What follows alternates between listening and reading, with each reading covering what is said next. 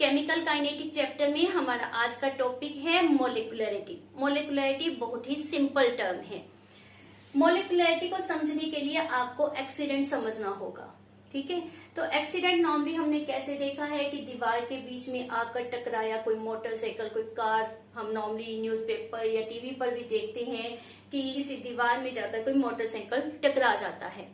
तो वहां पर जो टकराने वाला पर्सन है that is suppose to be atom, ion और मॉलिक्यूल, वो वन पर्सन स्ट्राइक कर रहा है विद एनी स्टिल सब्सटेंस, तो उस केस में हम मोलिकुलरिटी सपोज करते हैं 1। मैं डायरेक्ट सीधा संख्या के ऊपर, मोलिकुलरिटी के नंबर के ऊपर आ रही हूं, तभी आपको ये टर्म समझनी इजी हो जाएगी। सिमिलरली हम देखते हैं कि दो कारें आपस में आकर टकरा रही हैं, तो वहां पर कोलिजन जो हो रहा है वो दो चीजों का, दो एटम, आयन और मॉलिक्यूल का हो रहा है। तो उस केस में मोलिकुलरिटी कितनी हो जाती है? 2। समटाइम्स 3 चीजें साइमल्टेनियसली आकर टकराती हैं, तो हम वहां पर रेफर क्या कर देते हैं, दैट इज मोलिकुलरिटी 3। अगर हम इस तरह से कुछ सपोज करें कि ये दो चीजें आपस में आकर साइमल्टेनियसली स्ट्राइक की और इसके बीच में आकर ये मोटरसाइकिल स्ट्राइक किया, फिर ये वाला स्ट्राइक किया, तो इस केस में जो कोलिजन है वो 4 वस्तुओं का आपस में हो रहा है। तो क्या मोलिकुलरिटी 4 होगी? नो, बिकॉज मैं बार बार एक टर्म यूज कर रही हूं दैट इज साइमल्टेनियसली, एकदम से with in fraction of second जो चीजें आपस में टकरा रही हैं, उसके लिए हम टर्म क्या यूज कर रहे हैं, दैट इज मोलिकुलरिटी। उसके बाद वेदर 1 सेकेंड का या हाफ सेकेंड के डिफरेंस में ये इससे टकरा रही है, ये इससे टकरा रही है, तो that is not a simultaneous behaviour, तो उसे हम मोलिकुलरिटी का नाम नहीं देंगे, मोलिकुलरिटी में इनको काउंट नहीं करेंगे।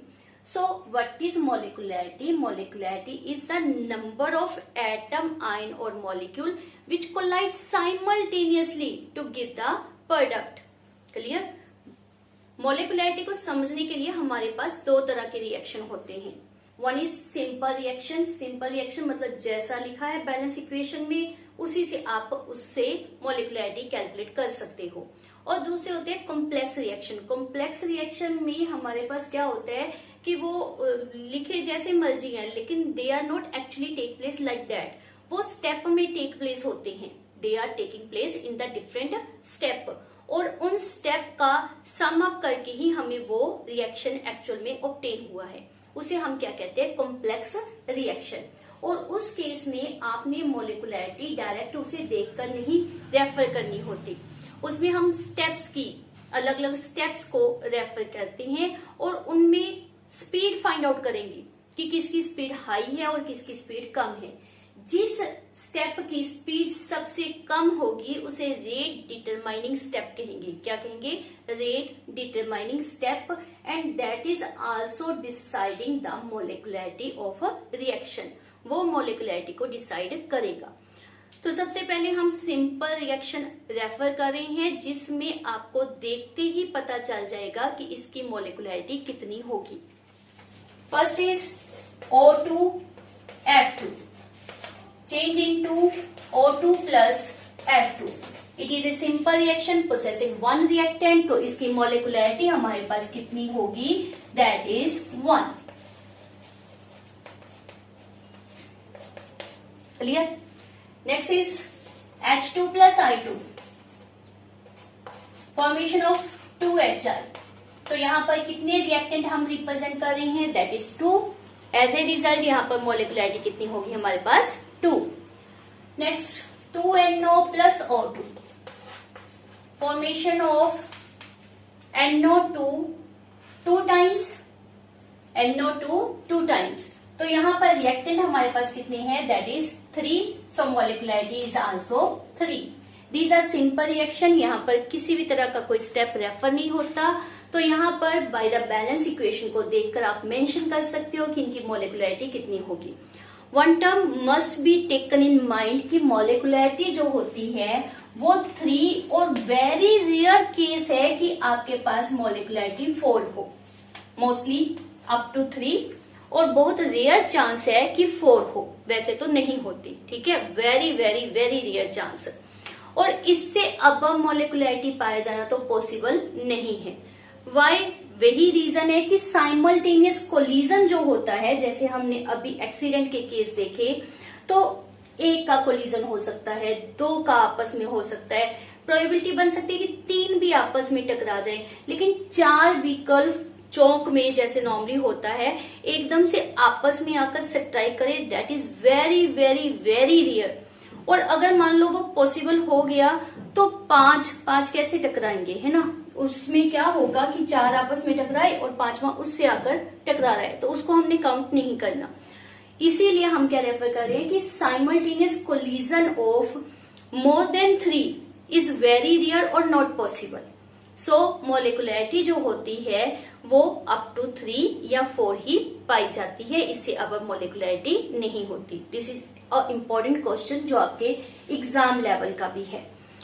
तो हमारे पास let's suppose like photosynthesis reaction, उसमें हम क्या रेफर करते हैं, that 6CO2 plus 6H2O to form C6H12 और 6 प्लस 6O2। पहले तो रिएक्शन इतना कॉम्प्लिकेटेड सा है ना, अभी तो याद हो गया, पहले जब हम याद करते थे तो that appear to be very very very tough. तो यहाँ पर मैंने क्या रेफर किया है, सॉरी यहाँ पर वाटर है, तो यहाँ पर 6CO2 6H2O, तो क्या इसकी मोलिकुलरिटी 12 होगी, हो सकता है, नो।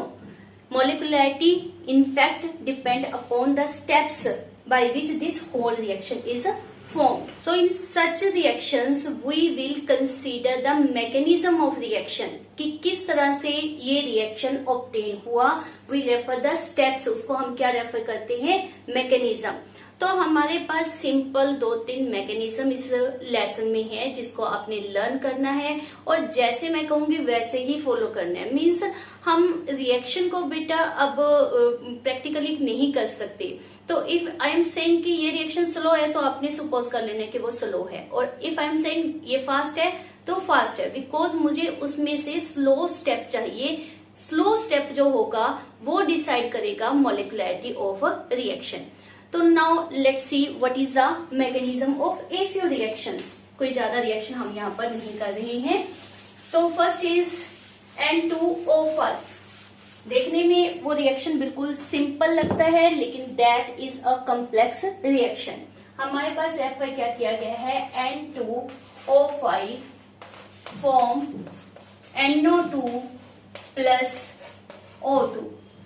बैलेंस कर लेते हैं इसे, दैट इज 2 एंड ये हमारे पास 5 पॉसिबल नहीं, तो यहाँ पर 2 और ये हमारे पास क्या बन गया 4, और यहाँ पर 10 था, 8 और 2 10। तो ये हमारे पास रिएक्शन है which is very very simple, but in fact it is a complex reaction. और इसकी मोलिकुलरिटीज को देखने से आपने डिसाइड नहीं करनी कि ये 2 होगी, ये आपने थोड़ा सा ध्यान रखना है। तो इसमें हम इसका मैकेनिज्म फॉलो कर रहे हैं। मैकेनिज्म में हमारे पास सबसे पहले 1 रिएक्टेंट को लिया, that will break up to form NO2 and NO3. Now another reactant plus NO3, because इसके साथ क्यों नहीं रिएक्शन दिया, because this is the product, ये एक्चुअली प्रोडक्ट है। तो जो हमारा इंटरमीडिएट बना है दैट इज NO3, हम उसके साथ रिएक्शन को करेंगे। तो एज ए रिजल्ट हमारे पास क्या बनेगा, 1 is NO2 and second is O2, क्योंकि अभी तक हमारा O2 फॉर्म नहीं हुआ। तो नाइट्रोजन यहाँ पर हमारे पास 3 है, सो 3 ये हमारे पास 6 बन गया, वाइल इट इज 8। तो हमारा पूरा बैलेंस हो चुका है। इन दोनों का जब हम सम करके देखते हैं तो हमारे पास यही रिएक्शन बनना चाहिए, दैट इज फॉर्म और not, you can decide it.